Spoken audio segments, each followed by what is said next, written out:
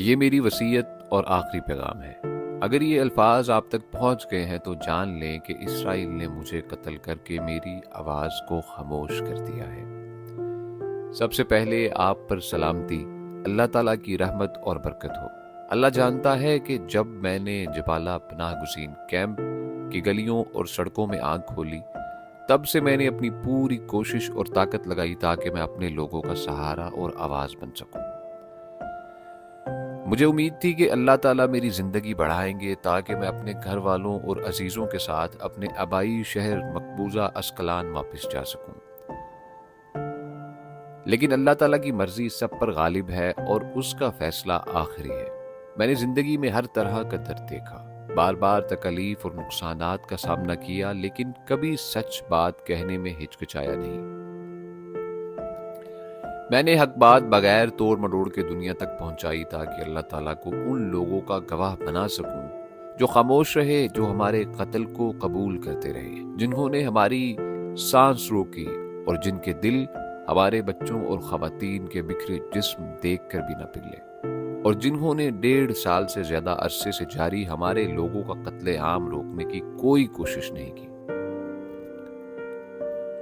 میں فلسطین آپ کے سپرد کرتا ہوں، جو مسلم دنیا کا تاج ہے اور دنیا کے ہر آزاد انسان کا دل ہے۔ میں آپ کے سپرد اس کے لوگوں کو کرتا ہوں، اس کے معصوم اور بے گناہ بچوں کو کرتا ہوں، کبھی خواب نہیں دیکھ سکے اور نہ ہی سکون اور امن میں جی سکے۔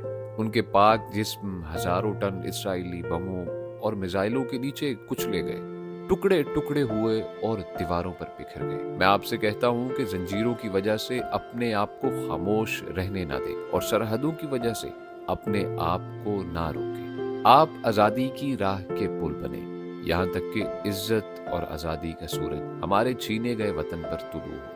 میں آپ کے سپرد اپنے گھر والوں کو کرتا ہوں، میں اپنی بیٹی شام کو آپ کے سپرد کرتا ہوں، جو میری آنکھوں کا نور ہے، جس کی پرورش اپنی آنکھوں کے سامنے دیکھنے کی خواہش پوری نہ ہو سکی۔ میں اپنے بیٹے صلاح کو آپ کے سپرد کرتا ہوں، جسے سہارا دینے اور زندگی کے سفر میں ساتھ چلنے کی آرزو تھی، یہاں تک کہ وہ اتنا مضبوط ہو جائے کہ میرا بوجھ اٹھا سکے اور میرا مشن جاری رکھ سکے۔ میں اپنی ماں کو آپ کے سپرد کرتا ہوں، جن کی دعاؤں کی برکت سے میں یہاں تک پہنچا، جن کی دعائیں میری ڈھال بنی اور جن کے نور نے مجھے راستہ دکھایا۔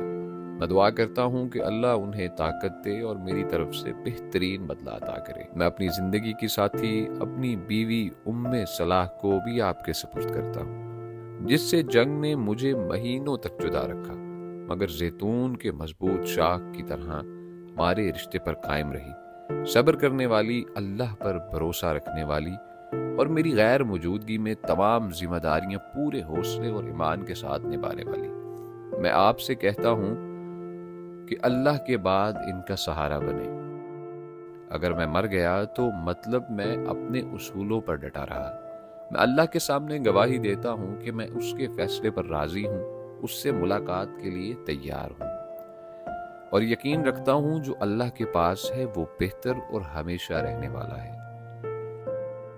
اے اللہ، مجھے شہیدوں میں شامل فرما، میرے پچھلے اور آنے والے گناہ معاف فرما، اور میرے خون کو میرے لوگوں اور میرے گھر والوں کے لیے آزادی کی راہ کا چراغ بنا دے۔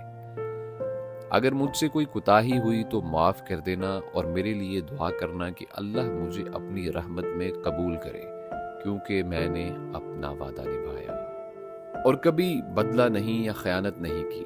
غزہ کو نہ بھولنا اور مجھے بھی اپنی دعاؤں میں یاد رکھنا۔